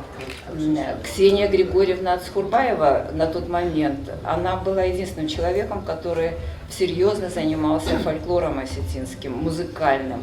Я сейчас немножко, буквально 2 слова скажу именно про музыкальную составляющую нартовского эпоса, потому что, наверное, все понимают, что к нам исторически он пришел в пении. Этот момент, к сожалению, именно в отсутствии исторических каких-то документов музыкальных как-то опускается. А стихосложение нартовского эпоса и так далее, оно очень и очень было завязано на этом вот пении. В свое время, когда я в аспирантуре училась, у меня вообще возник вопрос, я очень надеюсь, что это будет любопытно вам, извините, пожалуйста. у меня возник вопрос истоки осетинского музыкального фольклора. Мне совершенно не нужно было как композитору писать какую-то диссертацию, но я, имея огромное количество времени, решила взять вот эту тему. Почему? Вот сейчас, может быть, на самом деле вам будет это интересно. Вообще осетинская народная музыка, так сказать, древняя, не сегодняшние какие-то эти, так сказать, проявления, она очень отличается от музыки народов Северного Кавказа и тем более от народов Закавказья, Армении, Азербайджана, Грузии, которые между собой тоже отличаются настолько, что возникает вопрос все-таки на самом деле истоков ее. Любой этнически привязанный к своему народу, что называется, душой человек, он всегда отличит осетинскую музыку. И, к сожалению, я поняла следующее, что у нас нет материала, нет музыки, которая зафиксирована была на том же самом временном протяжении, временном отрезке, когда была зафиксирована литературная часть этого эпоса. Но у нас есть несколько, как вам известно, сочинений песен, записанных в сборнике Галаева и нескольких других. Потом есть архив в литературном доме Пушкина в Санкт-Петербурге, в котором тоже есть еще достаточно там материала, который должен быть исследован когда-то. У нас, по крайней мере, в Северной Осетии его нет. Это несколько, так сказать, так получилось, что они предложили очень большую какую-то сумму, и так это осталось. По крайней мере, есть надежда, что они его просто не уничтожат, и он будет существовать до тех пор, пока, так сказать, кто-то найдется, кто полностью этот архив сможет, так сказать, Но я боюсь затруднить ваше, так сказать, внимание, потому что слишком много сегодня было прекрасных слов сказано и по поводу издания этого, и по поводу людей, которые это осуществили, и редакционного, так сказать, комитета. Я, безусловно, присоединяюсь ко всем этим благодарностям. И закончу ту фразу, которую я чуть выше начала. Ксения Цхурбаева дала мне возможность с ней пообщаться, а Василий Иванович Абаев, он мне просто подарил тогда статью Бейли о нартовском эпосе, еще тогда не переведенную на русский, на английском языке, и так далее, и так далее. И моя работа в драматическом театре осетинском в качестве завмуз частью, и какие-то еще, так сказать, в моей жизни моменты постепенно меня привели к этому пониманию, что уже можно это сделать. И последнюю точку мне, так сказать, поставила одна певица, очень известная солистка одного из крупных театров оперных. Она просто прослушала свою партию и сказала: это опера. Я думала, может быть, как-то назвать по-другому, она говорит, это однозначно опера. И, наверное, кое-кто знает, она была поставлена у нас в нашем театре оперы и балета, который создавался в свое время Юрием Николаевичем Лековым для того, чтобы осетинская оперная культура, музыка развивалась, и был принят с достаточным успехом, возможно потому, возможно потому, что 30 лет на осетинском языке на этой сцене не звучала оперная музыка, и я думаю, что успех был вызван в том числе и этим. Мы с большим удовольствием хотели пригласить к микрофону народного поэта Республики Северная Осетия Алания, лауреата Государственной премии имени Костахи Тагурова Музафера Созряковича Засохова. Мах иронадам амончуныштам хсавай арфагонд коштавацаган машликоди ваднуфышта хсавай арфагонд нафештам жага андар хсавай арфагонд кнафаудай камадын коштай нараттайд штей махан хсавсы хорзинаттаратта удоной его невжак. Инного усабжак уснарта качество шулдашты вот. Уса эпос. Артакагышты надишажы агдаута. Ама йодоной махвамом хысавай божник. Хысавнын схорзны тарата. Хысавнын амарфараканад, ама одоной пайдаканын кыджонам. Абон с энциклопедией узурам, ахам энциклопедита. Иш ахам танефала энциклопедии, да и шуанг юнагадой мажд хайдариш энциклопедии. Лермонтова тхай. Мана шуанг Пушкин тхайдар намай шахам энциклопедии.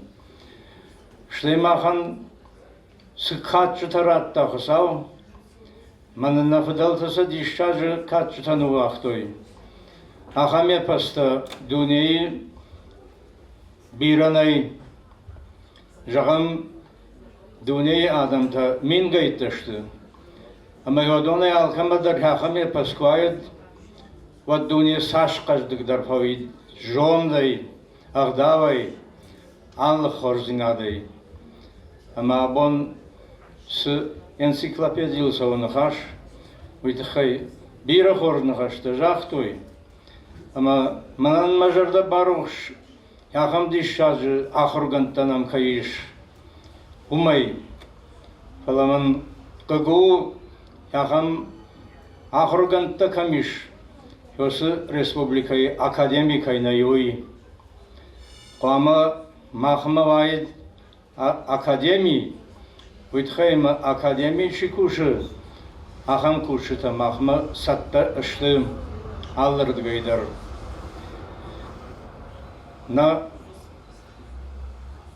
эпос дишажы эпосу куякашай вот адаймак манасамая хадаг архаягу яфта анкаряхи эшлееку кашай одайшвалаттадар амбаранс яфта авжаге фшту ама энциклопедия аражта яхам штырфалой бакотой ама дишагу хуматажы намаста крайшам яр неронг мах невганжы тежит там артайма наша койкотой туганты махарбек занайты ажамбек хохты ашланжери пала энциклопедии аражыта ножидарма шартой дуишез невганажы майосы невганжысты швалдыштад да и шпайда коттойма дишажы каждый гравади яфалгонс вода энциклопедиян чибах шкотта удон каждый гадам шты каждый апатсацагышты жардая уйтхайма ахсаджыныма каждый юнешты фала жардая каждый куай вадуманым балнай ама ёсы каждый житай ярмахма камрайгырттан ёсқа каждый назурын сола зорын каждый миллермадар дубаху жон вышло каждый ма каждый мама каждый хождар кашама маш маштут каждый камазор судон ама ёсы каждый тай апаты шайрагдар ранымайын зелиме уйтхайма зелим яхи кандахам асырандар абдышта фала касырандар иттер яшар бақау еждардай каждый зинадыр абдиши Mein Burning Zagam. Яр мамам жагинакта бираздар тавди фалашмах бафаладыштут. Ама самай ва фалагцу факатар итхема манахаш фасыбрканзынан. Фалама юхад жазынан арфа ясы институты кушитан. Людвиг дишажы Курдиятчын адам ялы фаршырым бірт котта. Ama dişacı lavarbakota Ирон адамын нертакачи сараудона нафала фиданы фалтартандар. Мамын бужнык жағын Ирон адамын садиш шажилавар ракотат йойтхай бантышаду ножфылдар. Сегодня торжество народной мудрости. Я буду очень краток, хочу только внести предложение. Сегодня мы в Россинаде напечатали 3 статьи наших 2 больших писателей, и Залины Кусаевой статью, но в завтрашнем номере мы напишем отчет об энциклопедии и внесем предложение следующее. Надо создать на базе Института гуманитарных исследований оргкомитет и выдвинуть энциклопедию на соискание государственной премии Российской Федерации. Я убежден, я присутствовал в Ленинградском университете на многих презентациях, когда выдвигали и на Ленинскую, и на государственную. Если республика поддержит, премию дадут. И это будет вполне заслуженно. Мы бы, с вашего позволения, хотели пригласить к этому микрофону депутата парламента Республики Северная Осетия Алания, человека, который сегодня здесь получил признание и благодарность, а вообще это все время происходит. Ватаева Зелимхана Махарбековича, пожалуйста. Арнон Базурат, Баракбон Форжаху, Абон Адам Самандар Гашкан, Кардышты, Зар Хабарта Хушинс. Мен абу махал сбарак бонер сатуижерде баркуш. Имажар дарушайса. Чинек ухма курайшай. Куркешай. Саш қару варди. Саш салх шабана бафни. Та куттахшти. Юбастан. Людвиг Алексеевич поводил. Авташтахшти мажа насылак. Фнизикали. Ахам ламагнауфала. Хафтеб жардахшайта. Камдарти юздар фарштата. Мана Залина имадар штарбужник да Залина автакают тай фаршма мана диембер дима уйтен бираяка уртакка ахам биртанали ахам бирта кайнай мана лас хабарта да руйт хиса усме ахам жардяк кайштут каразима ма ахам жардяк чашли кай кашу ма кайсин канут во карази хорзинада уй штар хаждик зинату абону ме каждик дар зинат най ахсауи каждик зинадно абон каштартан пажда хам ниргу мана Людвиг Алексеевич каждый зинат байтана, конечно, байтхаузен, уй штардишан. А мои жаган маням шмахра штарбужны. А жон жаган танк туган такой-то, танк рбамаштию, тангю фалайк ухтани куштарта, штейни куштарза. Мадан штарбужны. Эрмамана жаган с равазом мазжега. Мазу вахима райш блишты мазыш махдар раваз. Махдар знахима ваза. Вепадан дар штарбужник. Забахот. Самадаликтарын калма кашу той фену. Эрлалет казбекан кунарар факерно нот куду задир. Яр я хадак кому кудлаву. Таг де комудар я хамчиш кудлава я с пазара бьют. Сауни ахамар. Штарбужник он забахот. Спасибо большое. И еще одно приветственное слово обязательно. Это председатель, временно исполняющий председателя Международного общественного движения Высшего Совета СТИН Казбек Иналович Иналдиев, пожалуйста. Абон штаркадлай махисам банаматун, ясы дишажи историон сау басархай. Ую историон сау. Рсиди ахам пытта касема баллидышты. Ama штарбужник. Мене арфатаун ракотуй ирташан институты кушетен ювелдер. Я ражамонегей, ама менезе наукон кушчикан хеодон ювелдер. Фарджана монжанут штарпаттак бантештива кухет. Ма истории вацаган бавертак штарбаверен. Ириштон истории. Людвиг Алексеевич Дарадон юбилейта юе ахам нахаш жахдон. Хахбаште чирайгуре ой хохан я баржонтер цупмашхижем мафакабе. Махжона мармаштер ю баржонтер хох ою еверест. Mauidar Jangonda de Majnumel Schotoi. Fala Everest abundische Schottai.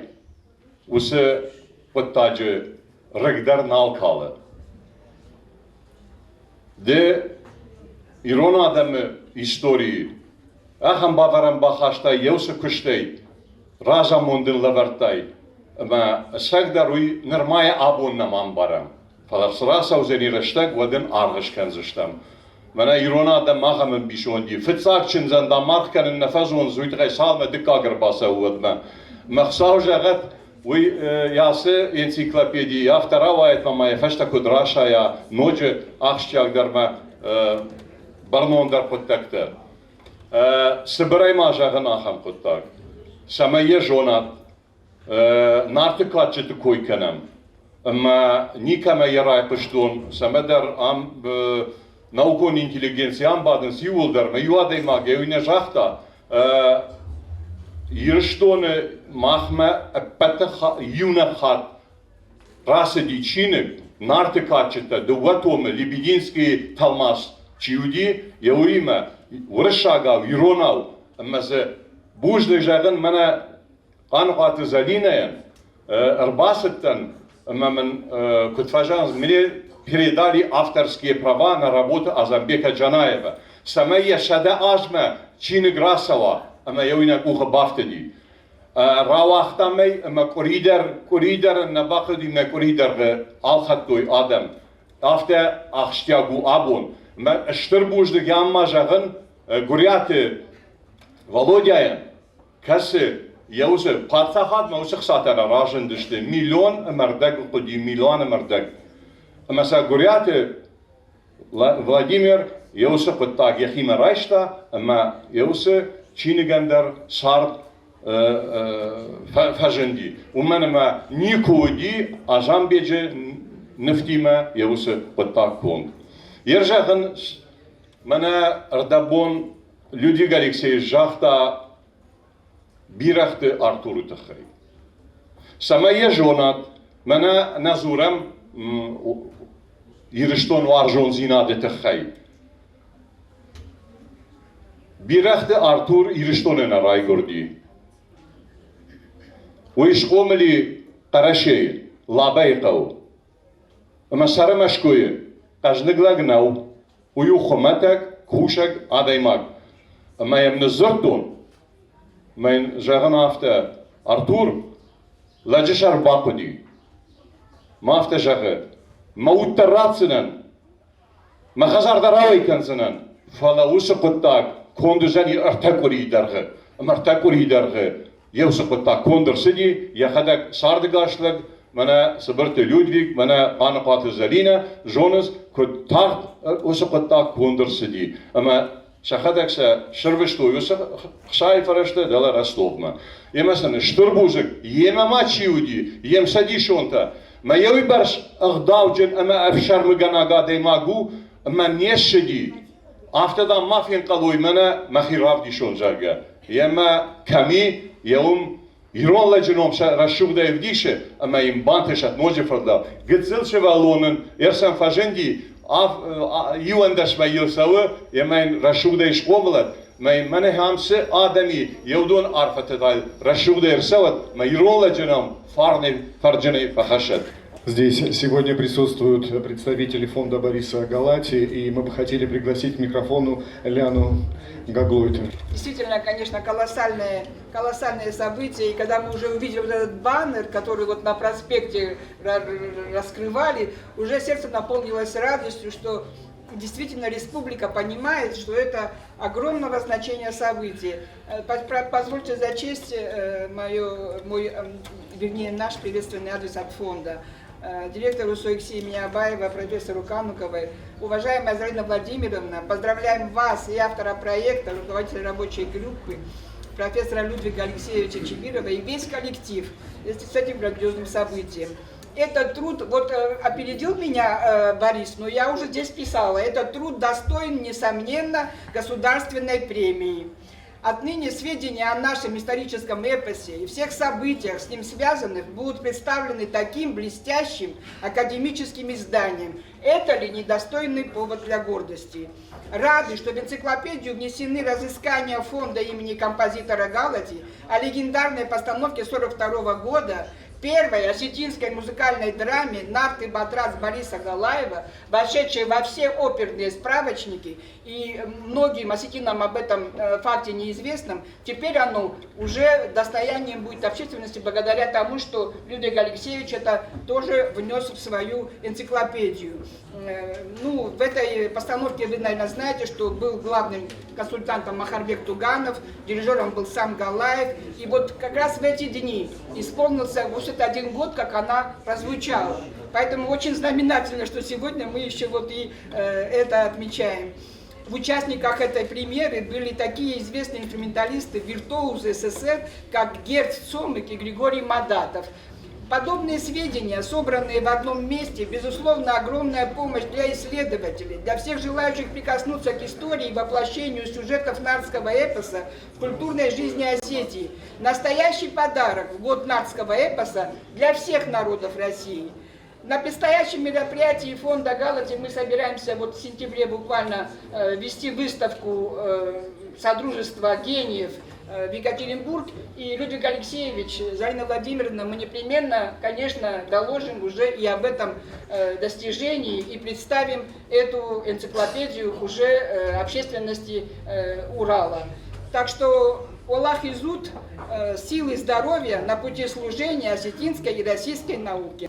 Спасибо вам большое, уважаемый президиум, уважаемые гости. От имени главы и коллектива, замечательного коллектива, где мы сейчас находимся, вам большое спасибо. Поздравляем вас и всю общественность с таким знаменательным событием в научном мире и в жизни нашей республики. Спасибо.